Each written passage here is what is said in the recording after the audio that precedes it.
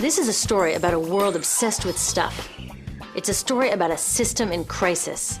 We're trashing the planet, we're trashing each other, and we're not even having fun.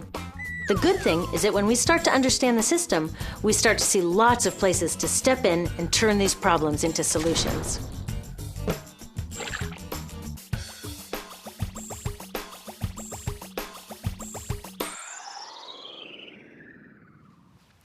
One of the problems with trying to use less stuff is that sometimes we feel like we really need it. What if you live in a city like, say, Cleveland, and you want a glass of water? Are you going to take your chances and get it from the city tap? Or should you reach for a bottle of water that comes from the pristine rainforest of Fiji? Well, Fiji brand water thought the answer to this question was obvious, so they built a whole ad campaign around it. It turned out to be one of the dumbest moves in advertising history. You see, the city of Cleveland didn't like being the butt of Fiji's jokes, so they did some tests, and guess what? These tests showed a glass of Fiji water is lower quality, it loses taste tests against Cleveland Tap, and costs thousands of times more. This story is typical of what happens when you test bottled water against tap water. Is it cleaner? Sometimes, sometimes not. In many ways, bottled water is less regulated than tap. Is it tastier? In taste tests across the country, people consistently choose tap over bottled water. These bottled water companies say they're just meeting consumer demand. But who would demand a less sustainable, less tasty, way more expensive product, especially when you can get for almost free in your kitchen? Bottled water costs about 2,000 times more than tap water. Can you imagine paying 2,000 times the price of anything else? How about a $10,000 sandwich? Yet people in the US buy more than 500 million bottles of water every week. That is enough to circle the globe more than 5 times. How did this come to be?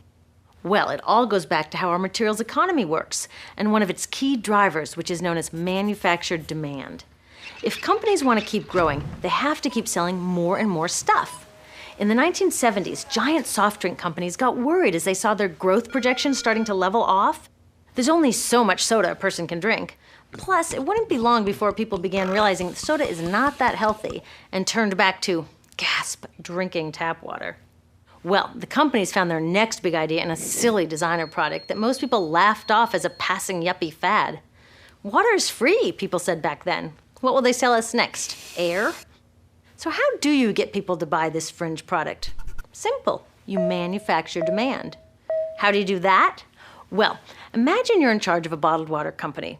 Since people aren't lining up to trade their hard-earned money for your unnecessary product, you make them feel scared and insecure if they don't have it. And that's exactly what the bottled water industry did. One of their first marketing tactics was to scare people about tap water with ads like Fiji's Cleveland campaign. When we're done, one top water executive said, tap water will be relegated to showers and washing dishes. Next, you hide the reality of your product behind images of pure fantasy. Have you ever noticed how bottled water tries to seduce us with pictures of mountain streams and pristine nature? But guess where 1/3 of all bottled water in the US actually comes from? The tap. Pepsi's Aquafina and Coke's Dasani are 2 of the many brands that are really filtered tap water. But the pristine nature lie goes much deeper. In a recent full-page ad, Nestle said, bottled water is the most environmentally responsible consumer product in the world. What? They are trashing the environment all along the product's life cycle. Exactly how is that environmentally responsible? The problems start here with extraction and production, where oil is used to make water bottles. Each year, making the plastic water bottles used in the US takes enough oil and energy to fuel 1 million cars. All that energy spent to make the bottle, even more to ship it around the planet, and then we drink it in about 2 minutes? That brings us to the big problem at the other end of the life cycle, disposal. What happens to all these bottles when we're done? 80% end up in landfills, where they will sit for thousands of years, or in incinerators, where they are burned, releasing toxic pollution. The rest gets collected for recycling. I was curious about where the plastic bottles that I put in the recycling bins go. I found out that shiploads were being sent to India, so I went there.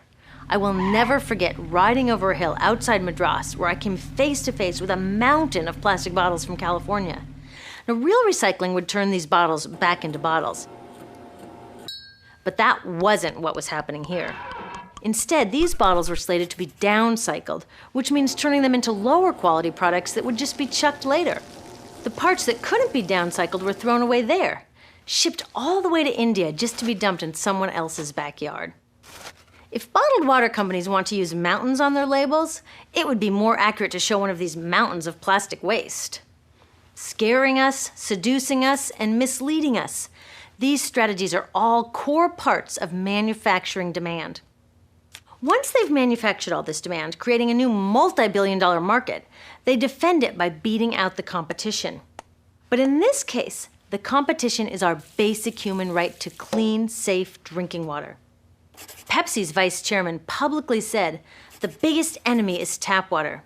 They want us to think it's dirty and bottled water is the best alternative.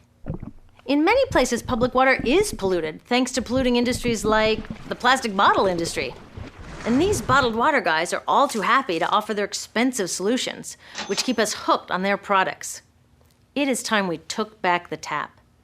That starts with making a personal commitment to not buy or drink bottled water unless the water in your community is truly unhealthy.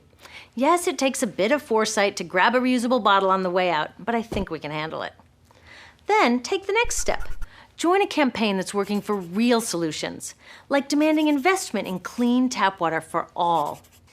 In the US, tap water is underfunded by $24 billion, partly because people believe drinking water only comes from a bottle.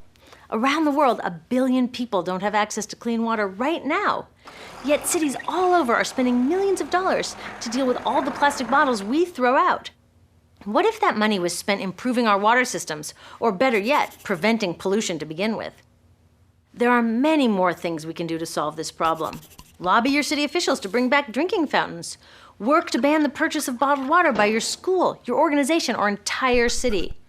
This is a huge opportunity for millions of people to wake up and protect our wallets, our health, and the planet. The good news is it's already started.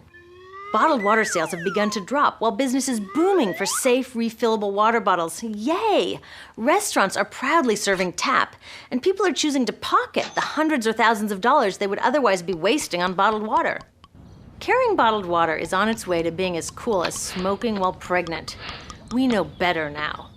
The bottled water industry is getting worried because the jig is up. We are not buying into their manufactured demand anymore. We will choose our own demands, thank you very much, and we're demanding clean, safe water for all.